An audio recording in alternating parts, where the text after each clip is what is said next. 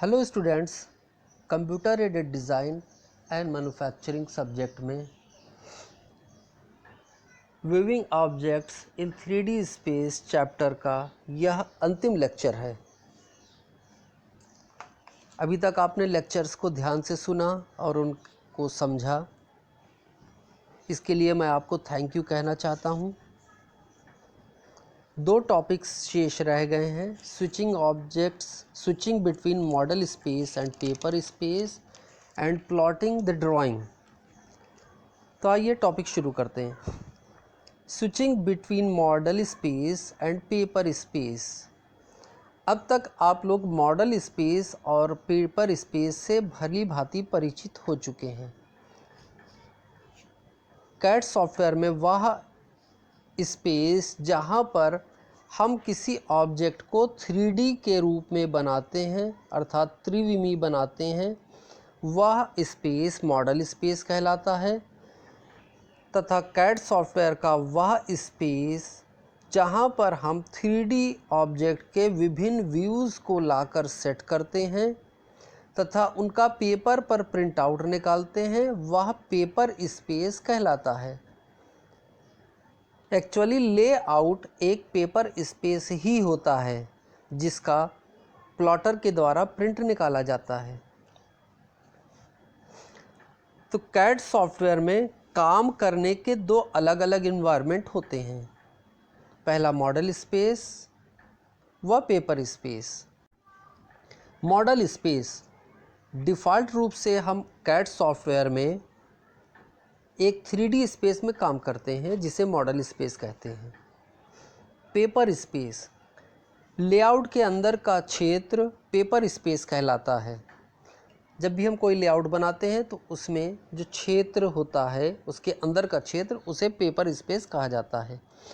तैयार ड्राइंग को या मॉडल स्पेस के ऑब्जेक्ट या उसके किसी भाग को व्यू पोर्ट बनाकर लेआउट के पेपर स्पेस में रखकर हम प्लॉटर या प्रिंटर से प्रिंट कर सकते हैं।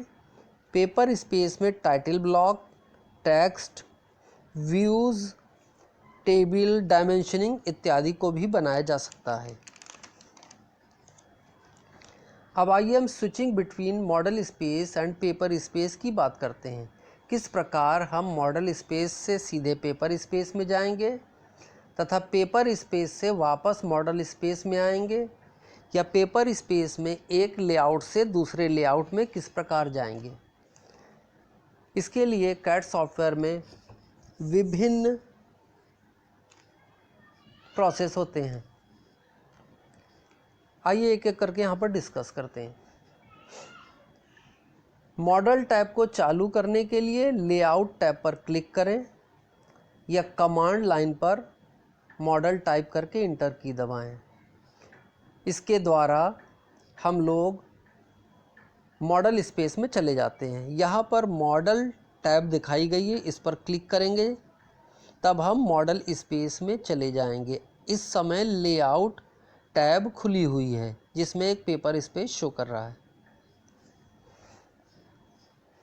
पेपर स्पेस को चालू करने के लिए लेआउट टैब पर क्लिक करें। अगर आपको पेपर स्पेस में जाना है तो यहाँ पर दिखाई गई लेआउट टैब पर क्लिक करिए, वह लेआउट खुल जाएगा और उस लेआउट के पेपर स्पेस में आप काम कर सकते हैं। यदि आप मॉडल स्पेस में हैं तो दूसरे लेआउट व्यू पोर्ट पर डबल क्लिक करने से आप दूसरे लेआउट व्यू पोर्ट में पहुंच जाते हैं। मैंने आपको बताया था एक लेआउट में विभिन्न प्रकार के व्यू पोर्ट्स या लेआउट व्यू पोर्ट्स बनाए जा सकते हैं। उन व्यू पोर्ट्स पर जब आप डबल क्लिक करते हैं तब आप दूसरे लेआउट व्यू पोर्ट में पहुंच जाते हैं। पेपर स्पेस में वापस पहुंचने के लिए लेआउट व्यू पोर्ट के बाहर किसी भी स्थान पर डबल क्लिक करें। यदि हमें पेपर स्पेस में वापस जाना अर्थात किसी लेआउट पर जाना है तो लेआउट व्यू पोर्ट के बाहर किसी भी स्थान पर डबल क्लिक करना होगा। Arranging the drawing showing different views to get the hard copy, अर्थात ड्राइंग के विभिन्न व्यूज़ को सेट करना और हार्ड कॉपी प्राप्त करना, अर्थात प्रिंट प्राप्त करना। अधिकतर कैड सॉफ्टवेयर स्वतः ही मल्टी व्यू बनाने में सक्षम होते हैं। अधिकतर कैड सॉफ्टवेयर में 6 प्रिंसिपल व्यू होते हैं। जितने भी कैड सॉफ्टवेयर हैं उनमें प्री डिफाइंड व्यूज़ होते हैं, जिनके द्वारा हम top view, front view, left hand side view, right hand side view, bottom view तथा बैक व्यू, 6 प्रकार के व्यू हमें डायरेक्ट प्राप्त हो जाते हैं। इसके अलावा विभिन्न आइसोमेट्रिक व्यू भी डायरेक्ट प्राप्त हो जाते हैं। इन बटन्स के द्वारा या इन कमांड्स के द्वारा हम विभिन्न व्यूज़ को बना सकते हैं या अपने द्वारा या अपनी इच्छानुसार हम विभिन्न प्रकार के अन्य व्यू भी बना सकते हैं। यहाँ पर चरणों के बारे में देखते हैं, किस प्रकार से हम ड्राइंग के विभिन्न व्यूज़ को सेट करेंगे और उनकी हार्ड कॉपी को प्राप्त करेंगे। हम 3D मॉडल स्पेस में काम कर रहे होते हैं, उसमें कोई ऑब्जेक्ट बना होता है। इस ऑब्जेक्ट पर कैड कमांड चलाकर हम उसके 2D व्यूज़ बना सकते हैं। जितने भी हमको व्यूज़ बनाने हैं, 2D व्यूज़ बनाने हैं, हर बार हम 2D व्यू के लिए कमांड चलाकर विभिन्न प्रकार के व्यूज़ को बना लेते हैं। फिर इन व्यूज़ को सेव करते हैं। इनको ब्लॉक या सिंबल के रूप में सेव किया जाता है। फिर उस लेआउट पर हम इन ब्लॉक को आवश्यकता अनुसार सेट करते हैं। उसके उपरांत हम टाइटल ब्लॉक, बॉर्डर, नोट्स या लाइंस इत्यादि देते हैं और इस ड्राइंग को हम सेव करते हैं तथा उससे प्रिंट निकालते हैं, अर्थात हार्ड कॉपी प्राप्त करते हैं। यहाँ पर एक 3D मॉडल दिखाया गया है। यह 3D स्पेस में बना है। यहाँ पर इस ओर से फ्रंट व्यू, ऊपर से टॉप व्यू तथा इधर से राइट हैंड साइड व्यू देखकर हमें इसका प्रिंट आउट निकालना है। तो सबसे पहले हम इसका फ्रंट व्यू बनाते हैं। फ्रंट व्यू बनाने के लिए 3D मॉडल से हम कमांड चलाकर उसके फ्रंट व्यू का 2D व्यू लेकर इस व्यू पोर्ट के एरिया में पेस्ट कर देते हैं या इस लेआउट में पेस्ट कर देते हैं। इसके ऊपर हम पुनः कमांड चलाकर टॉप व्यू बनाते हैं। फिर इसके बाद इसका साइड व्यू या अन्य व्यू बनाते हैं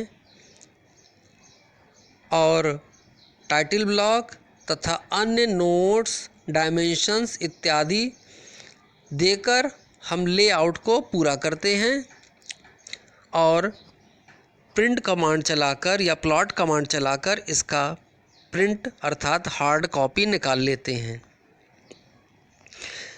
यहाँ पर ध्यान देने योग्य बात यह है कि सबसे पहले फ्रंट व्यू को बनाते हैं, फिर अन्य व्यू को बनाया जाता है। फ्रंट व्यू में 3D ऑब्जेक्ट की अधिक से अधिक डिटेल होनी चाहिए।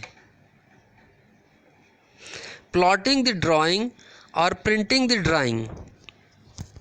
किसी भी बनी हुई ड्राइंग या लेआउट का प्रिंट निकालने के लिए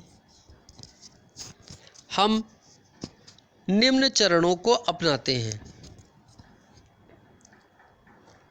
सबसे पहले एक प्लॉटिंग लेआउट बनाते हैं। इसके बाद लेआउट में विभिन्न व्यू पोर्ट्स को सेट करते हैं तथा टाइटल ब्लॉक या नोट्स इत्यादि बनाते हैं। फिर उस स्केल को सेट करते हैं जिसमें प्रत्येक व्यू पोर्ट को प्लॉट किया जाएगा, अर्थात किस स्केल पर हमें व्यू पोर्ट को प्लॉट करना है। चौथे चरण में प्रत्येक व्यू पोर्ट्स की लेयर की विजिबिलिटी निर्धारित करते हैं। चूँकि ड्राइंग विभिन्न लेयर्स से मिलकर बनी होती है, यही लेयर व्यू पोर्ट्स में भी आ जाती हैं। हम जब चाहें किसी लेयर को चालू कर सकते हैं तथा बंद कर सकते हैं। लेयर को चालू करने पर उस लेयर पर बनी सारी ड्राइंग दिखाई देने लगती है तथा लेयर को बंद करने पर उस लेयर पर बनी सारी ड्राइंग दिखाई देना बंद हो जाती है। अतः जिस लेयर को हमें प्रिंट करना होता है उसको चालू कर लेते हैं तथा जिसको हमें नहीं प्रिंट करना होता उसको हम बंद कर लेते हैं। पांचवें चरण में प्रत्येक व्यू पोर्ट में हिडन लाइंस की विजिबिलिटी निर्धारित करते हैं। हम आवश्यकता अनुसार व्यू पोर्ट्स की हिडन लाइन को चालू कर सकते हैं या बंद कर सकते हैं।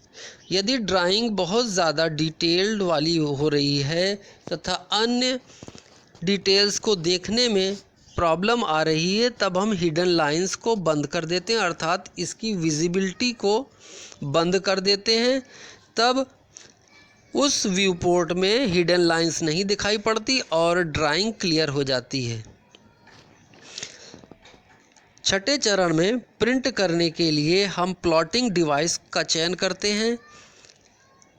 सॉफ्टवेयर में विभिन्न प्रकार की प्लॉटिंग डिवाइस पहले से इंस्टॉल होती है या जिस डिवाइस को हम अपने कंप्यूटर के साथ जोड़े हुए हैं उस डिवाइस को बताते हैं। सातवें चरण में पेपर का साइज़ चुना जाता है जिस पर हमें ड्राइंग को प्रिंट करना होता है, अर्थात A4 या विभिन्न प्रकार के साइज़ के पेपर को सिलेक्ट किया जाता है। आठवें चरण में प्लॉट का एरिया चयन करना होता है, अर्थात किस एरिया को या कहां से कहां तक के एरिया को हमें प्रिंट करना है उसका चयन किया जाता है। नवें चरण में प्लॉट की स्केल सेट करते हैं, अर्थात जो प्रिंट निकलेगा वो किस साइज़ में निकलेगा, सेम रेशियो में निकलेगा 1:1 में या रिड्यूस्ड स्केल या इनलार्ज स्केल में निकलेगा। सामान्यतः 1:1 स्केल ली जाती है। 10वें चरण में ड्राइंग ओरिएंटेशन को सेट किया जाता है, अर्थात जिस पेपर पर हम प्रिंट निकाल रहे हैं वह पेपर पर प्रिंट बेड़े में निकलेगा या खड़े रूप में निकलेगा। सामान्यतः बेड़े पेपर पर प्रिंट निकाला जाता है जिसे लैंडस्केप कहते हैं। अंतिम चरण में ड्राइंग को हम प्लॉट करते हैं। प्लॉट कमांड पर क्लिक करने से ड्राइंग हमारी प्रिंट होकर निकल आती है।